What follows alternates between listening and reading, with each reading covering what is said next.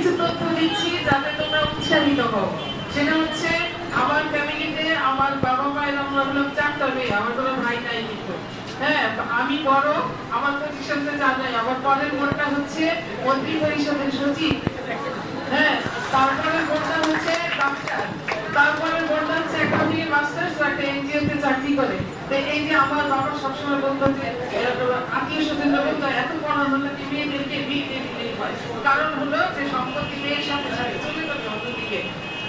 তারপরে আব্বা বলতো যে না, আমার ছেলে নাই, আমার মেয়েগুলিকে আমি নিজের পায়ে দাঁড় করা যাবো, এবং এইটুকু যে আমরা আসছি সম্পূর্ণ ক্রেডিট আমার মা এবং বাবা। হ্যাঁ, আমার বাবা ছিলেন সেই ব্রিটিশ আমলে পাঞ্জাব ইউনিভার্সিটি থেকে ইংলিশে মাস্টার্স করেছিলেন। উনি এয়ারফোর্সে চাকরি করতেন, তারপরে হলো চাকরি শেষ হয়ে গেছে পরে 65 ইয়ার্স পর্যন্ত ইংরেজি টিচার ছিলেন। স্কুলে ফেল করা ছাত্রকে পাশ করিয়ে দিতেন, এমন ভাবে পড়াতেন।